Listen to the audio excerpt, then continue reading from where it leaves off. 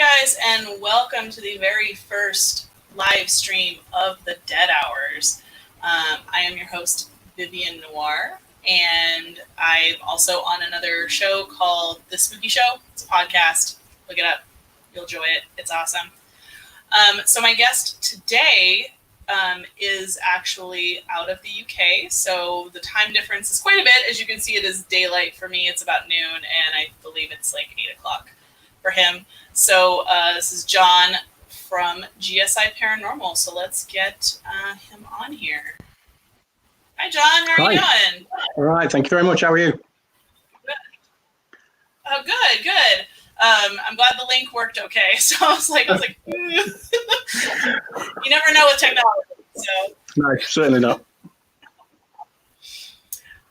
So we'll just kind of dive in. We got the notification up there, so people can pop in. Of course, this will be on the channel, and people can watch it if they're not able to catch it live. So we'll kind of start hitting it.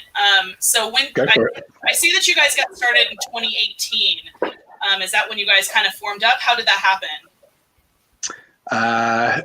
It happened with a work colleague of mine, because I'm a swimming pool engineer in my day job. And one of the guys who was into paranormal stuff is an assistant manager at one of the leisure centres that I used to work at. And we just got chatting one day, and he says he goes out. So we decided to do sort of like, we'll go out and do a ghost hunt together. And yeah, a year and a bit, here we are. It's usually kind of how it starts. I'll be like, you like ghosts? I like ghosts too. Weird. Yeah, big time. So how many locations have you gotten to investigate since starting up? I'd probably say around 30, 35, but we've also done some repeat of where we find the most haunted locations or the ones where we seem to get the most activity. So we tend to go back to see what we can squeeze out of a location, if you like. But yeah, I think it's about 30, 35. And we've probably got that many on the list to do as well. There's always the list always grows, doesn't it? It's just always just like, and add that one and add that one. So what's the, speaking of, you do repeat visits, and I know several investigators who kind of do the same thing, where it's like they'll have a location or a site that's crazy active, and it's like, dude, we can only film here tonight for so long. They'll come back and do another episode, or they'll do another investigation. Do you guys find that they're equally as active on those second, third visits? We usually find that they're more. To be honest, we sort of put in a theory together that, like if you meet a human being for the first time, they can be quite standoffish or shy, whereas it could possibly be the same for a spirit. So the more they see you, the more they can warm and come out to you, sort of thing. Sort of a theory that we've got banded about at the moment. That makes sense, because if they've sensed your energy before, they might be more willing to speak to you because they're like, oh, that's a familiar. They've been here before. Exactly. So what is the most active location you've encountered thus far? Most active, as in negative or just active in general? Ooh, both. Share.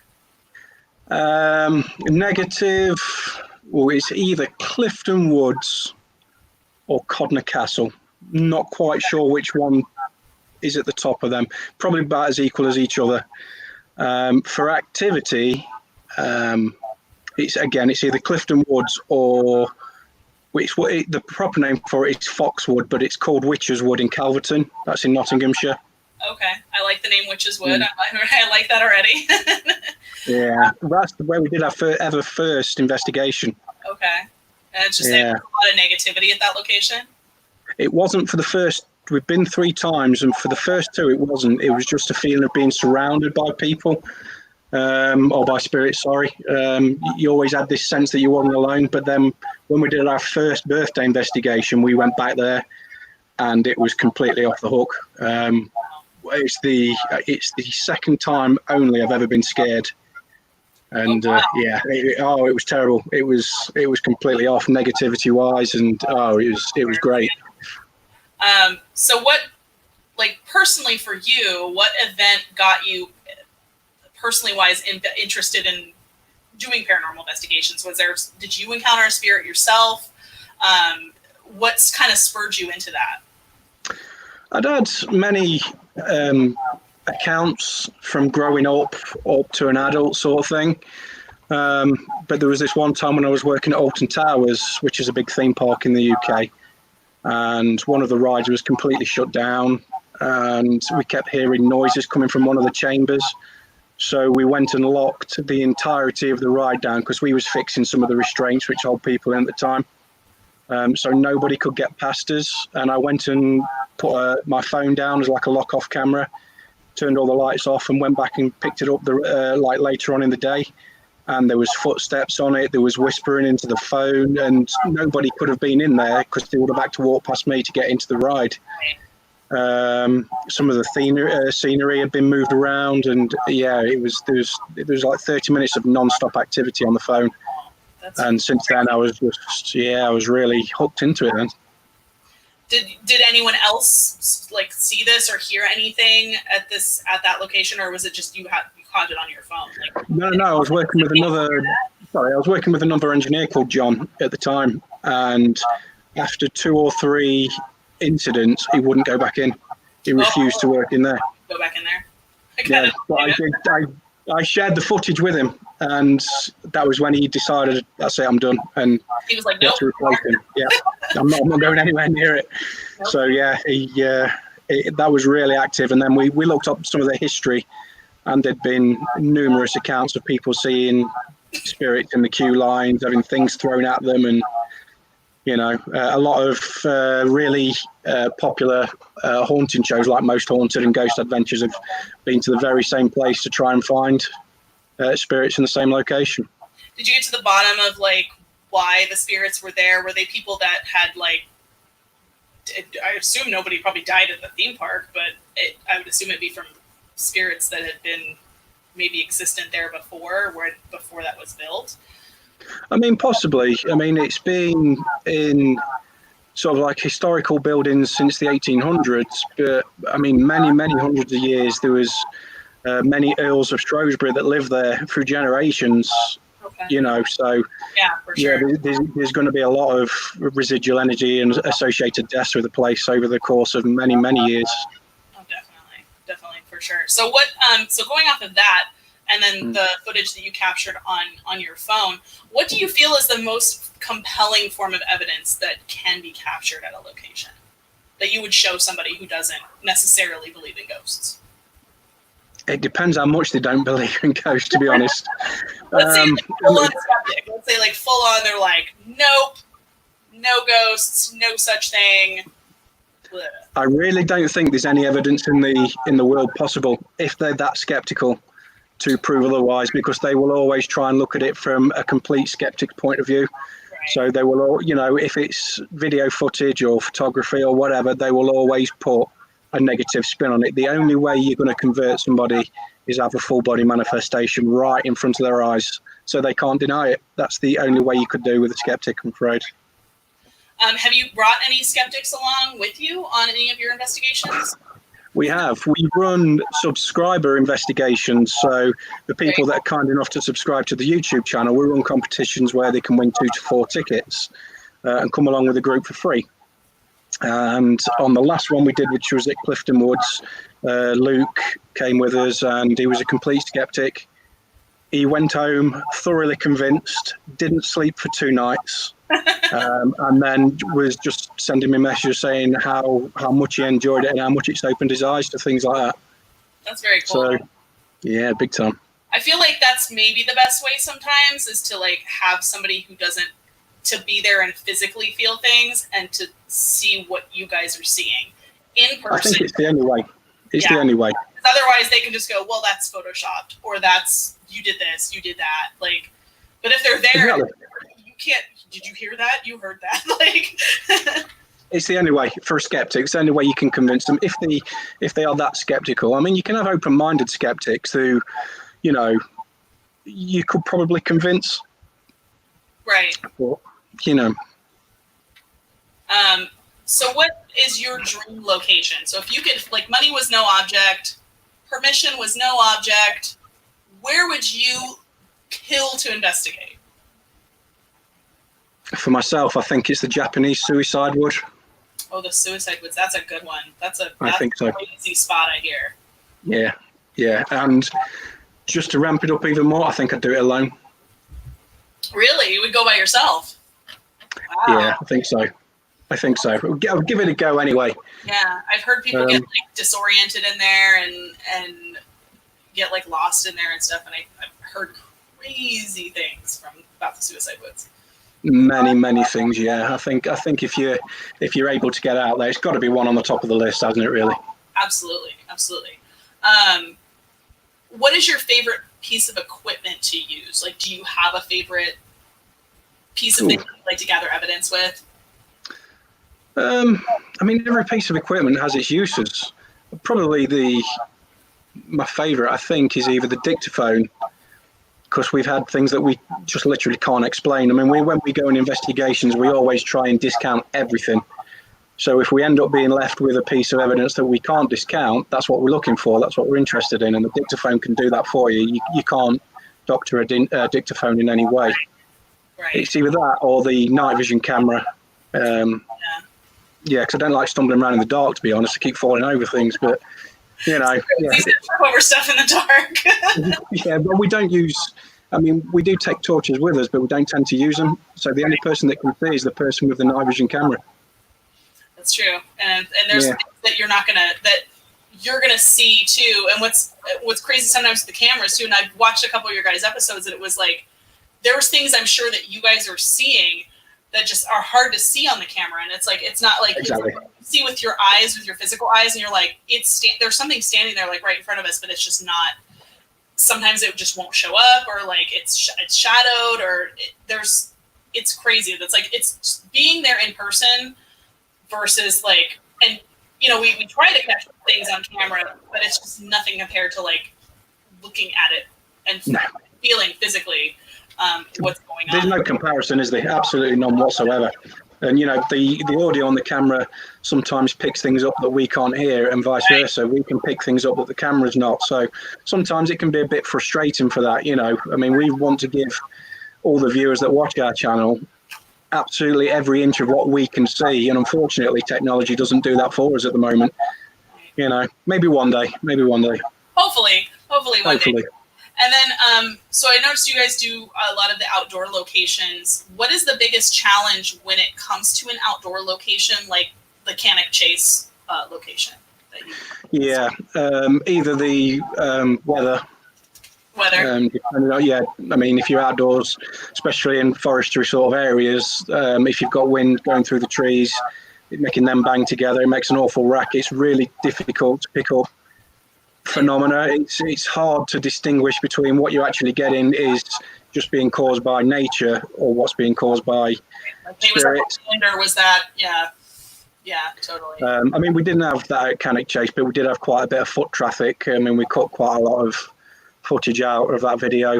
That's another thing. If you go to a popular place, you just get non-stop people walking through, dog walkers, cyclists, things like that, and you've got to wait till that calms down as well. You know. Yeah, for sure, absolutely. So speaking of the Cannock Chase location, I'm going to queue up. We're going to do a little share screen here, and I'm going to queue up a clip of that episode, and we can kind of go over and talk about that a little bit. It was an interesting one for me that I kind of wanted to go over with you. So let's kind of pull that over. See if I can actually get this thing to work. That'd be awesome. All right. Here we go. All right, so let's go. Digest it again.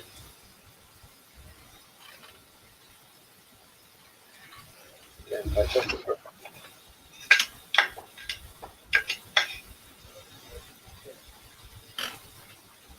Stand up and try and open your chest a bit. And puff it out.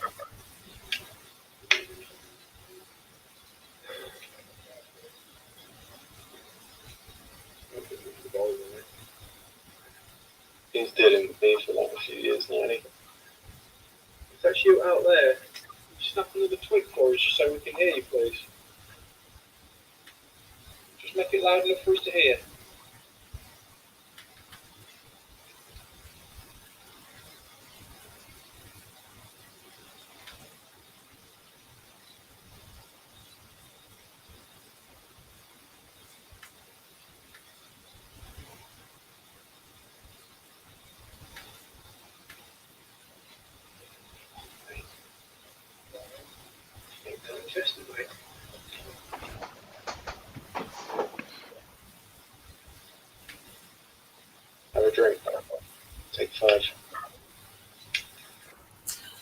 So we'll go back to here. Here we go. Oh, let's go back to that. There we go. So you were very physically affected at this location.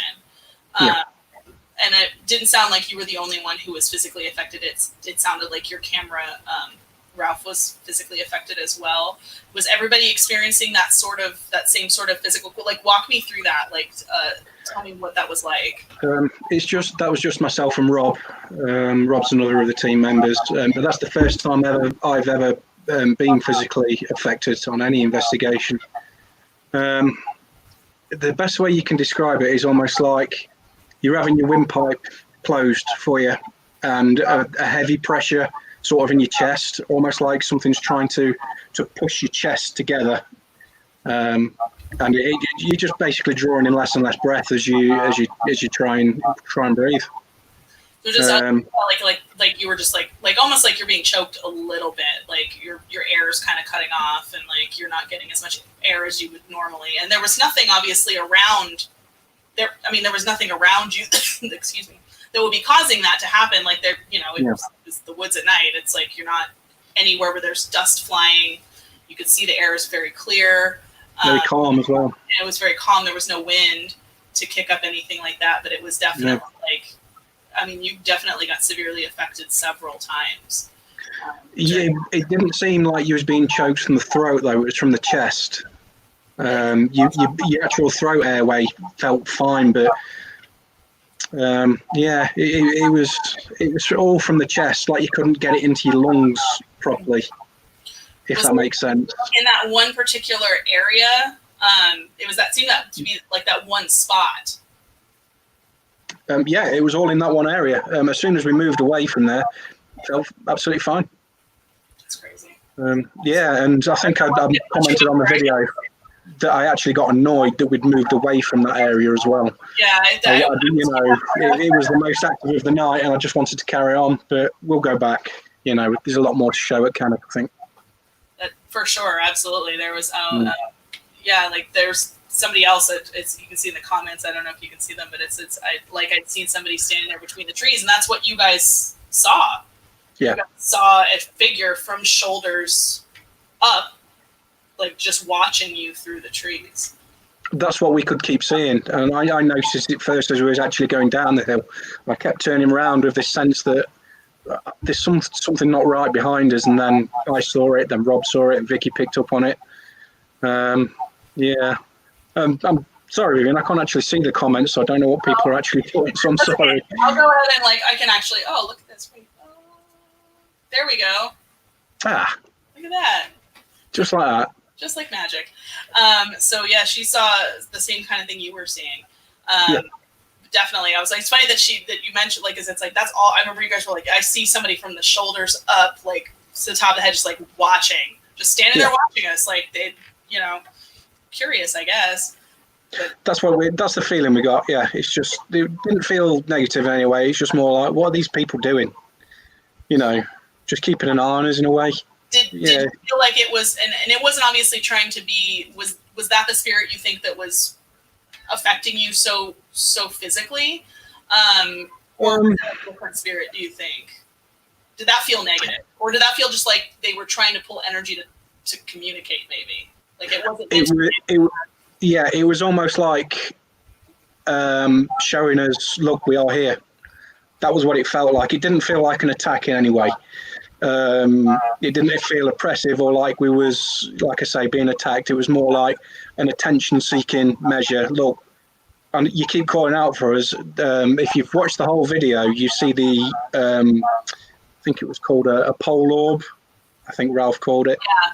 That we picked up on, and we missed that on the night. I didn't notice that till on the edit. So maybe the secondary was to physically affect one of us because we'd missed the first sign. You missed the first one. That makes sense. Yeah. So what is the biggest challenge you've encountered on any investigation you've had so far? The biggest challenge, like I say, it's usually either weather or foot traffic through other people being around the locations, because all that we go to are reasonably popular locations, used by a lot of people, like I say, for whether they're hiking, bike riding, dog walking. Also, we get stopped by certain sort of like departments that own certain properties where we want to go in, but they either don't want to know or they want to charge us ridiculous amounts of money. That's very, just that's for the team to do an investigation, So, yeah, they're probably the biggest blocks that we come up to. Yeah, that's a familiar. Boy, howdy, is that a familiar song out here? Big time. Yeah. I live in the city where Ghost Adventures is from, so anything like out here that you want to investigate that they've investigated, it's like they want a couple $1,000 easy. Really? Yep. To investigate. Like, it's hard to get in places, especially if they've already been featured on a show like that. It's insane because they're like, we already know what we're worth. We've had like big budget cable money.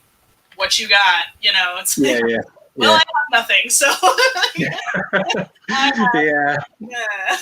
yeah. I mean, we've not experienced that amount of money being asked for, but £400 or £500 for sure. At just certain locations. So the spots you choose, do you choose them based on the history of that location, like urban legends of things you've heard about that spot, or just when you go there, you feel like a vibe and go like, oh, definitely, like we got to check this place out?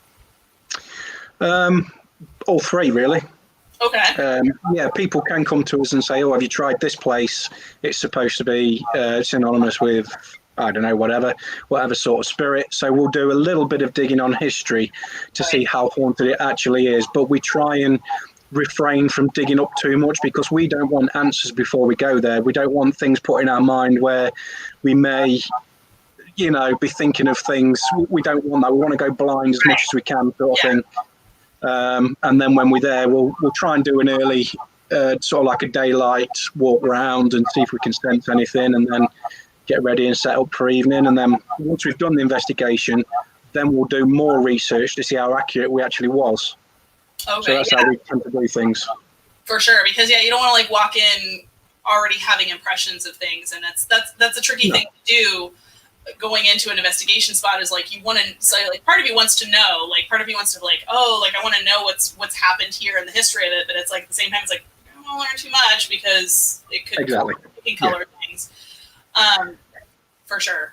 Like, so what do you feel spirits are? Do you feel like you've encountered more of supernatural beings, like maybe not the spirits of those who passed over, or do you feel like they're mostly spirits of people who have passed on that are just left as impressions? I'd probably say an 80-20 split, for 80% for spirits, 20% for other.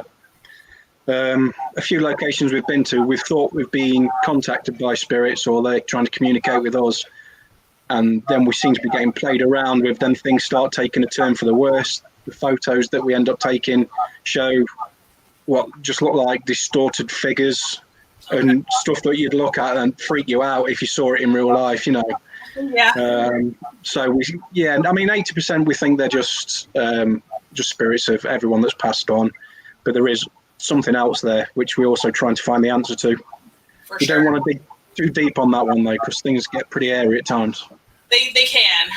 They certainly can. So in that vein, kind of following off on that, what's the most frightening encounter you've had so far? It was at Codner Castle. Ralph came up with the brilliant idea that when we reached 100 subscribers on YouTube, we would do completely solo investigations at 2 different locations chosen by the subscribers. So I ended up at Codner Castle. He still got his to do at Witch's Wood.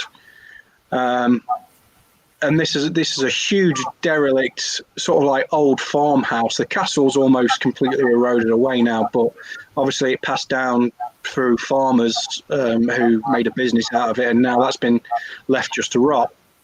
And I went in there on my own. It was getting all sorts of noises. I mean, there was a wall which was about, I don't know, half a foot thick, with an entrance in and an entrance out. I could hear tapping on the other side.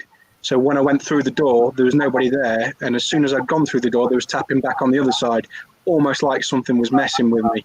Right. I went into a certain part. There was growling at me, which was picked up by the people on Instagram Live.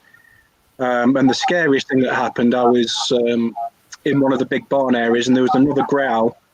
and several people caught it on Instagram, and then I heard something behind me, and then something actually blew on the back of my neck, as if to say, I'm right behind you. Oh. And that freaked me out. Yeah, that's pretty, like, have you been, is that like kind of what will start, like, I know it's like, I don't get scared, like, I don't get scared at locations either, like, I get like startled, like if something touches me or something like that. Yeah. Like, is that kind of what like makes you go like, whoa, like when something like physically, like, how many times have you been physically touched or physically like? Not many at all. Surprisingly, yeah. I mean, probably 2 or 3 times with sort of like a blow on the neck or something like that. Yeah. And the incident at Cannock Chase, but that's all. So it's quite a new experience, but to hear the growl with it, you'd never associate that with anything that's positive at all, do you? No. So, growls don't usually mean something good is coming, not usually. No, it wasn't. And being on your own, you've sort of lost the comfort blanket of the team around you. Right. You know, so, I mean, I still stayed and carried on sort of thing, you know. I mean, everyone on Instagram was telling me just turn all the lights out so you're doing it in pitch black. So I did that as well. That's all you It was freaky. It's freaky for sure, but it's like, that's one of those where it's like you can't show, like, it's, things will tend to mess with, and I know people in this, I hate to make the parallel, but I know people who've worked in the scare industry for like haunted houses and stuff like that, and the people they look to mess with the most are the ones who are scared. So exactly. Stuff like that will look to mess with you even more if you're showing that you're upset or scared or frightened. Yeah. Going to start picking up more. So you have to that's when you kind of have to just go like, all right, that was cool, like, cool growl, yo. Like, you know, yeah. Like, and just keep going on because you can't let it. No, that's true. Yeah, absolutely. I'm sure it could sense the anxiousness because I was, as you can imagine, I was quite on edge at the time. I don't think I was scared, but I wasn't far off because, yeah, I mean, to have that experience and the growl, it's sort of like, I'm sort of on my own. If something goes wrong now, yeah, you know, I'm 30 minutes from civilization. Right. What happened? Like, you know. Yeah. So do you prefer a strictly science-based approach when you do investigations, a faith-based one, or kind of both? I know some people kind of go off of like their own spiritual beliefs and things like that, or they just go like, I just want equipment, I just want I want readings. That's what I want numbers. I don't think we've used faith-based, although until Vicky's been introduced, she's quite a lot like that. But we are open to actually using that. It's just that nobody in the group does work in that way. Mainly it's science-based, but like I say, now Vicky's come on board, she's more faith-based. So yeah, we're always opening up to new avenues, as it were, sort of thing. And like I said earlier, we try and discount absolutely everything. So the more equipment we've got that can help us discount what's actually happening, the better for us. Because then when we can't discount that one piece of evidence, then it gets interesting. You know what I mean? For sure. Well, and it's like when one confirms the other is kind of a nice, that's why it's kind of like, sometimes it's nice to have both, because you can have somebody's like empathic senses and things like that confirming what you're already seeing. They're like, yep, like these two things are lining up, and you know, one kind of confirms the other one. So it's kind absolutely of yeah. Little, catch all. Yeah. So for the last video that I saw that I had watched that was posted was the secret location. Can we talk about the secret location? Are we allowed to talk about it? Yeah, go for it. Yeah. Okay, sweet. So I did see it was pretty active. It was pretty crazy active, especially with a lot of voice phenomenon, and a lot of guys caught a lot of voices. The Ralph is holding that speaker that looks like it lights up in different colors. What is that? Can you tell us about that? Certainly. It's a new type of spirit box. It's called a necrophonic. And from what I can gather, and I've not read reams and reams of stuff about spirit boxes and things, but most of them go off, I think it's 4 dB, which are the air waves that it scans and goes through on different frequencies.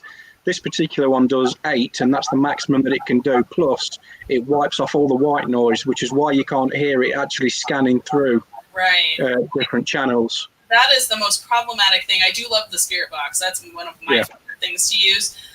The most problematic thing about the spirit box though is the white noise. It's very loud. It's very loud, and that noise kind of really gets irritating after a little while. So I love that device in that. Like I was like, oh, that's like a spirit box, but I was like, I don't hear any like freaking like static. It's exactly. So cool. Yeah. It just completely does away with all the noise that you don't want to hear. That's amazing. Yeah, it is. It's one of the best pieces of equipment we find that we've got at the moment. And it was, you guys were getting crazy readings off of that, like crazy like vocal like intelligent responses. Yeah, big time. Yeah. Because it's one thing to get responses through a spirit box, but it's a whole other thing to get a response to a question, like an actual response. So it's like that was crazy. And then the church at that location, they were there for a little bit, and they were getting kind of like a negative vibe from it. Did you find any more background about that place? Like, is there anything? The only thing that we can see is that the church. That church is actually fake. That's a new one, which was built in the 1800s. The original church burnt down. So when Ralph, it was either Ralph or Vicky, says, I'm sensing that I'm 6 feet away from where I should actually be, almost like the church has moved. He's actually correct. It had moved, and we didn't know that until after the investigation. We looked it up. The only other thing we've looked up is it expands back as far as Doomsday. But as far as negative, positive energy in the area, there's no documented evidence of it anywhere. We can't find any because it's quite a secret location, you know. It's almost like people don't want it to be discovered. Huh. And is that kind of like why you kind of wanted to keep it under wraps so that you don't get too many people traipsing through there and like... yeah, exactly. Yeah. I mean, we've watched a lot of other ghost hunters, if you like, you know, paranormal groups go, and they're all very respectful, and they always do not disclose the location. So sort of like out of respect to everyone that does go, plus the little village that it does reside in. I mean, if you sort of, you make it famous, if you like to say that, people descend upon it, and I'm sure they wouldn't want that. So it's more out of courtesy, you know, nobody else has done it, so we don't want to be the ones to break that either. For sure. So I won't ask you where it is. I won't ask you to spill the beans then. Nah, I can't tell. I'd love to, but I can't.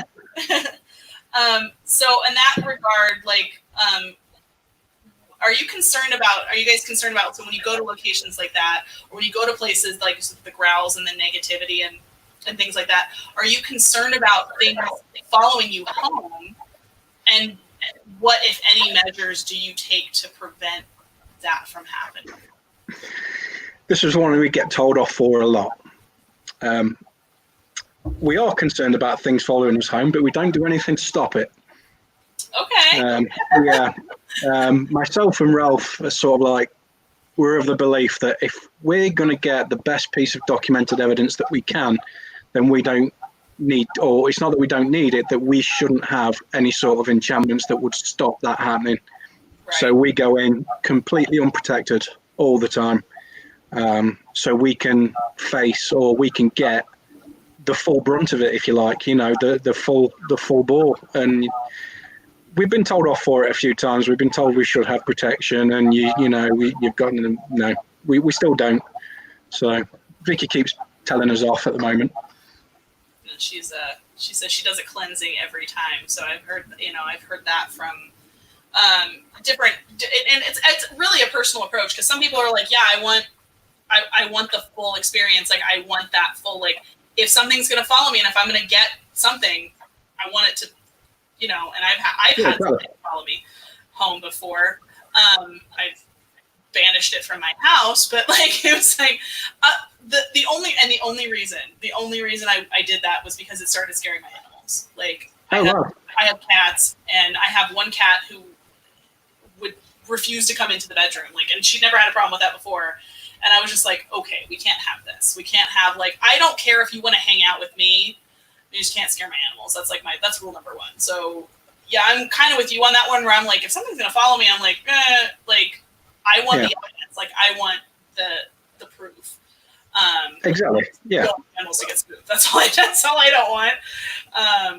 I've had one of our cats freak out, so I'm pretty sure I brought something home. So to build on that, is your house haunted? I think so.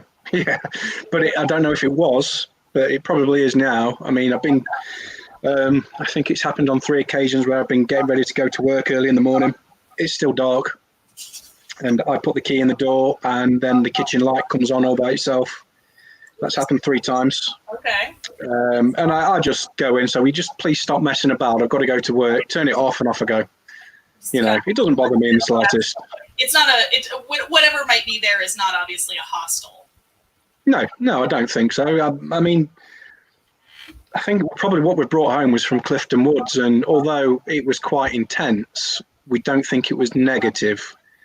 And we almost got the feeling like they enjoy company, if that makes sense. They was pleased to see somebody, so maybe one of them's latched on and come home. Just it's possible. Or something. You know, yeah, maybe. I've had that happen in another location. It was a cemetery, like out here, and the minute we stepped in the cemetery and turned the spirit box on, it was like a chorus of voices. Because really? Wow. Like, they wanted to talk. You could tell it was like they don't get visited maybe super duper often by people that want to talk to them. So it was just like they were chatting, and they were just sort of like, nice. People, company, yay! Yeah, that's what we've experienced as well. Almost like they crave it, you know. Yeah. So maybe that's what followed you home. Maybe it was something a little bit was like, hey, people that are cool with hanging out with me, awesome. Maybe so. I don't think the cat enjoys it very much, but almost. That's fine. What can you tell people who are afraid of the supernatural? Like, what kind of, I guess, pep talk can you kind of give them to change their mind? Well, firstly, try not to be afraid. There's only ever been one reported documented death from a ghost, and that's where some old man claimed to have been pushed down the stairs by a spirit. He was on his own, and if that's the case, who made up the story? Right. You know? Right. Yeah, so I mean, you shouldn't really have an issue with the living, with the dead. I'm sorry. It's more the living I have an issue with. That's true. So yeah. I mean, don't be scared. You do get physicality, but I mean, you do pick up scratches and things, but it's more communication, sort of things like that. So don't be scared. If you really want to give it a go, give it a go. And certainly don't mess with things that you're not too sure how to control. For instance, a Ouija board. You know, make sure you do know what you're doing with them. I don't. So I always let Ralph's trained on them, so I always let him take control. He opens them, closes them, knows what signs to look for. You know. So yeah, make sure you don't mess with things that you don't know, but don't be afraid. Give it a go. You know. That's a good rule. Yeah, it's like if you don't know, like if you get too deep, like maybe don't. If you can't shut it down, then don't open it. You know. Open the door, exactly. Absolutely. Yeah. So what? Now that the world is kind of crazy right now with the pandemic, what challenges, if any, have you encountered this year with investigations because of shutdowns, because of the pandemic? Have you had things canceled? Have you had things lined up and then they were like, yeah, nope, you can't investigate here now? Have you encountered that quite a bit? Yeah. I mean, we had reams of places to go to. When we was at Nine Ladies Stone Circle, which is out in the countryside in the Derbyshire Dales, when the call came through that everyone was going on lockdown. So it was just sort of like, oh God. Yeah. And 4 months later, it's just everything came to a stop. I mean, thankfully, they released some of the lockdown measures in this country about a month ago, so we started getting out again.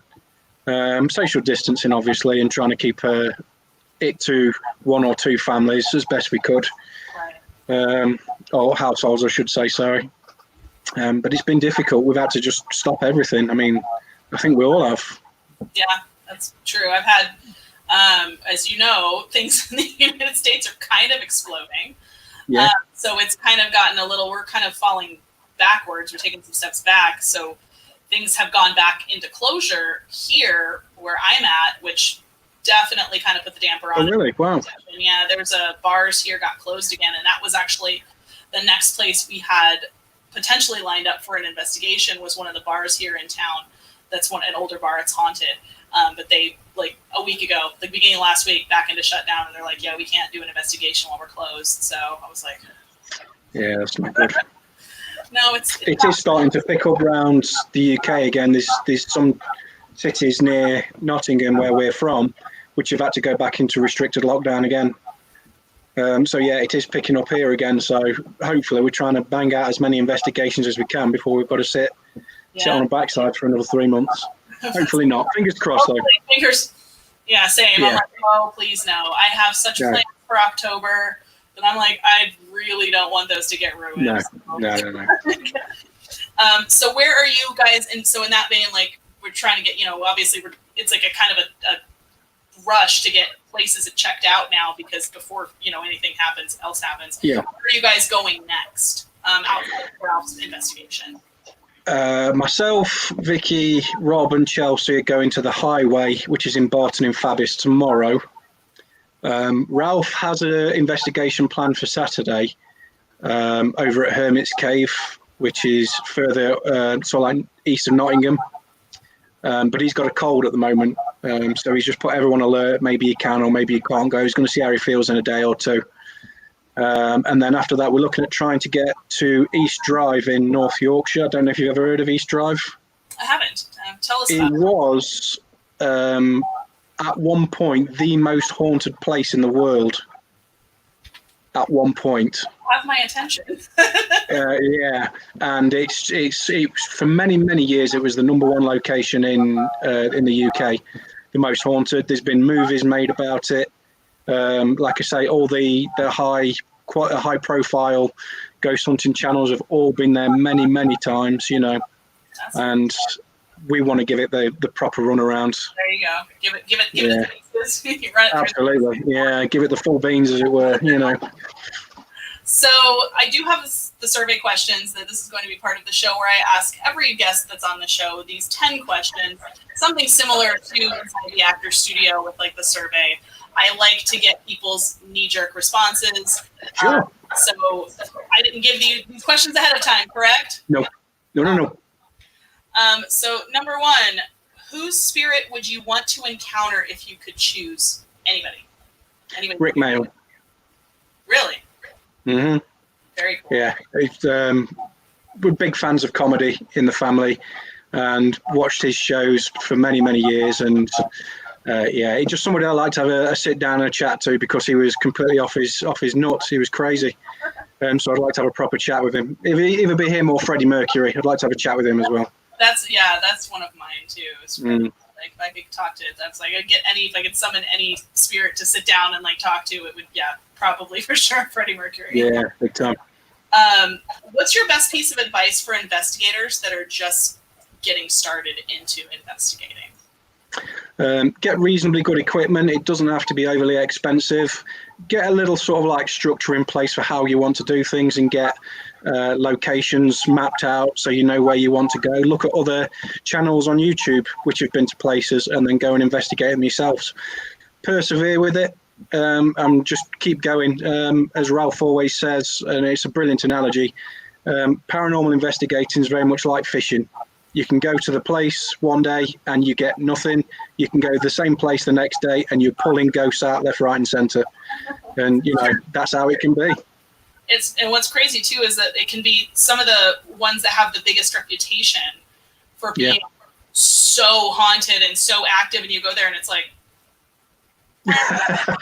Yeah, we've experienced that. Some places you're like, maybe this place might be haunted. We're not sure, and it's crazy off the charts. So it's like, it's absolutely. Fishing's a great analogy for that. Yeah, big time. Yeah, I like that one. What questions do you love being asked about what you do? I've got no specifics, to be honest with you. I don't mind any sort of questioning. Just, I don't really know, to be honest. Maybe some about the group. What the group do, who they are, where do they live. Does the group have specific roles, sort of things? Maybe something along them lines, because I like people to take an interest in the whole group, everyone that's involved, sort of thing.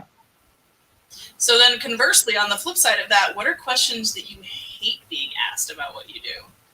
It's usually the negative, skeptical ones.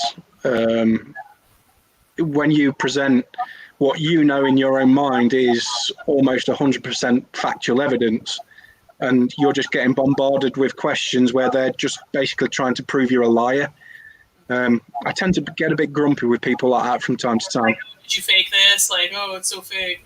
Like, yeah, the one, like I say, them people that there's no evidence in the world that's good enough for them, yet they're happy to still try and shoot you down.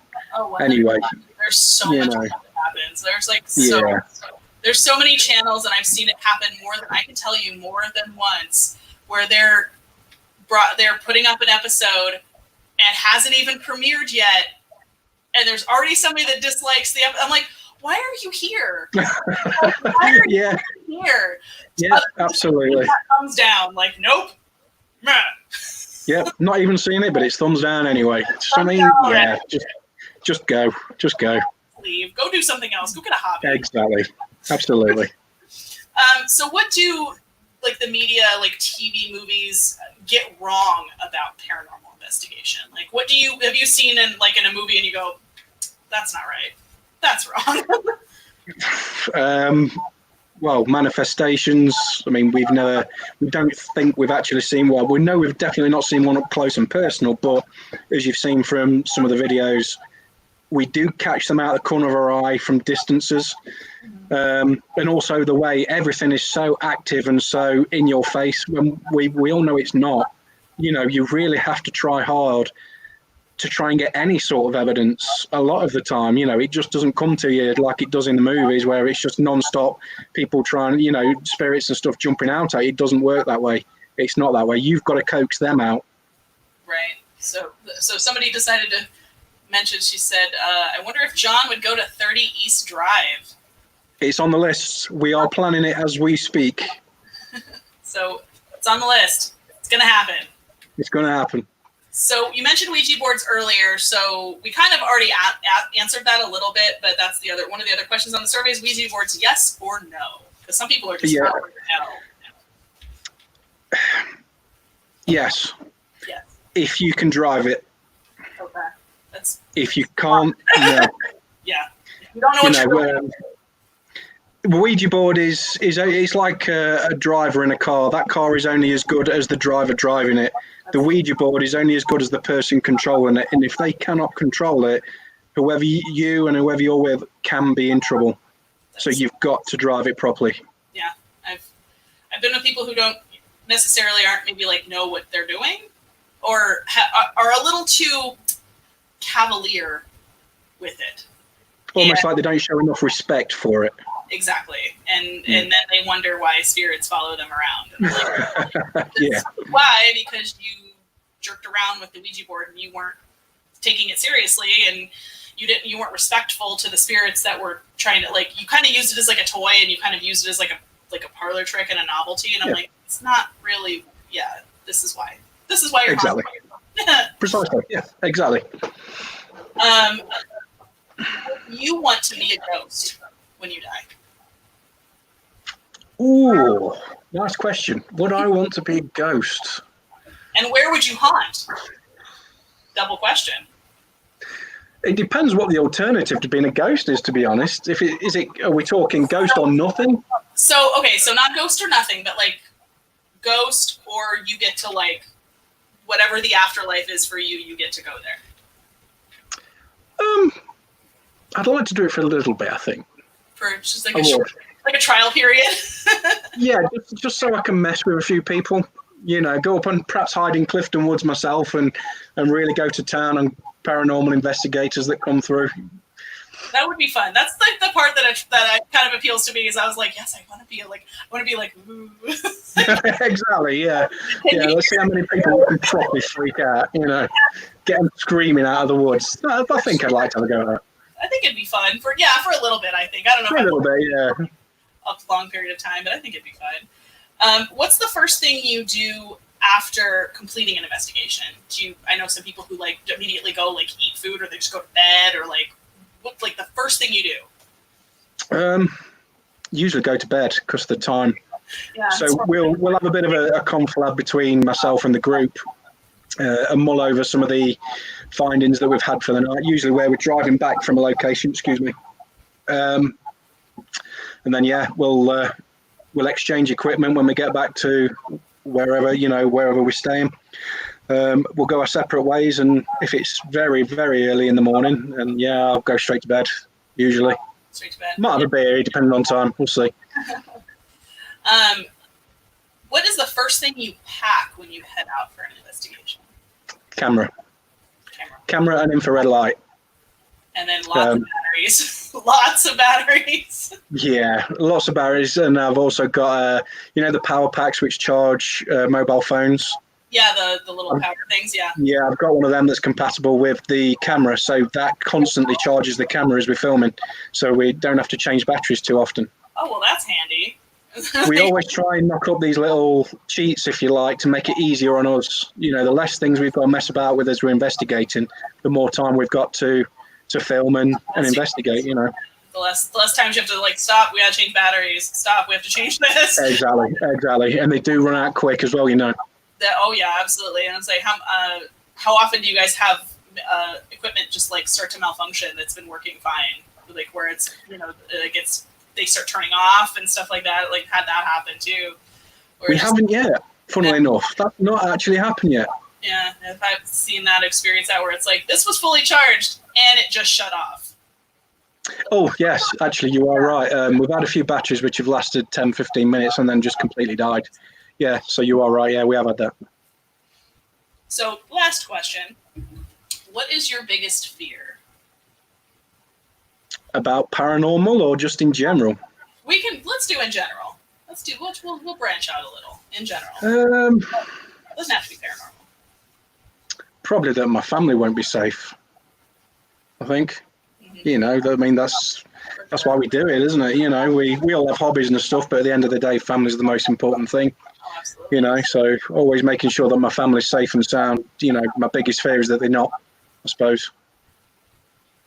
For sure. Well, thank you for sitting down with me for almost an hour. I know it's you're welcome. For you guys. So give us some plugs. Plug the channel. This is your time at the end of the interview to talk yourselves up. GSI guys, please log on to the YouTube channel. I think we've gone from 100 subscribers to nearly 450 I can't remember which one or the other. 450 in about a month or two. It's really growing quick, but we can't do it without all of you. We do it for you. Without our families, we couldn't do it at all. But max respect to all the families that allow us to do this. But we do it for the fans. The more of you there is, the more we'll keep doing it, and the more we'll invite you guys out to come and join us. So yeah, please check out the channel, guys. Like and subscribe. Absolutely. So guys, you heard him. Go like and subscribe. Subscribe. He's on this side. There we go. I've not got it online. It's somewhere. Like and subscribe to GSI to Ghost Hunting. What is it? Sighting Investigators. Just look them up on YouTube. Subscribe, and then for those of you in the UK. Definitely subscribe because they do the guest investigations where you can potentially go on an investigation with these guys. Wouldn't that be rad? Absolutely free of charge. We put the competitions up on Instagram. So if you log on to our Instagram, guys, which is GSI Paranormal IG. Yes. Keep your eye out for the competitions. You can win up to 4 tickets, absolutely free of charge. Come along and find ghosts for yourself. You could go to 30 East Drive, you guys. Come on. I wouldn't want to push people into that one too soon, I don't think. I would, but I'm also 3,000 miles away, or 6,000 miles away or something like that. So I'm just yeah, go ahead. It's fine. Go over there. Yeah, they'll come with us, but I'm not sure they'll stay with us once they get there. They'll be off down the street, bless them. For sure. All right, so I don't think anybody has any other questions other than they just wanted to know if you were going there, and we kind of confirmed that. So yeah, definitely check them out. They are putting videos up all the time. Like I said, when I was going back through their stuff, there was brand new content. So it's go check them out. Go subscribe. They don't get to keep doing this unless you guys subscribe. Yeah, it's all about you guys. We couldn't do it without you, and we appreciate it, and we couldn't be more thankful for each and every one of you that subscribes to us. But we do have a new video coming out tomorrow from the legendary Chained Oak, which is, it's a very, very strong legend in the UK about witchcraft and a curse. And part 1, 4 o'clock tomorrow UK time. 4 o'clock UK time, guys. Click that little bell so you get when you subscribe. Click that notifications. Those notifications as to when that goes live. 4 p.m. UK time, which I don't know what time that is here, but it's about. That's how I figured it out. Google it. 8 o'clock in the morning, something like that for you guys. There you go. Like something 8 in the morning, 9 in the morning. Just set that notification. Please, if you could. All right. Well, thank you so much for joining us, John. You're welcome. You're the very first guest, so that's pretty freaking rad. And then, hopefully you'll be back. We'll have you guys. Be glad to have you guys on again anytime. Always appreciate it, Vivian. I really appreciate it. Thank you very much. Thank you. Have a good one. And you too. Take care.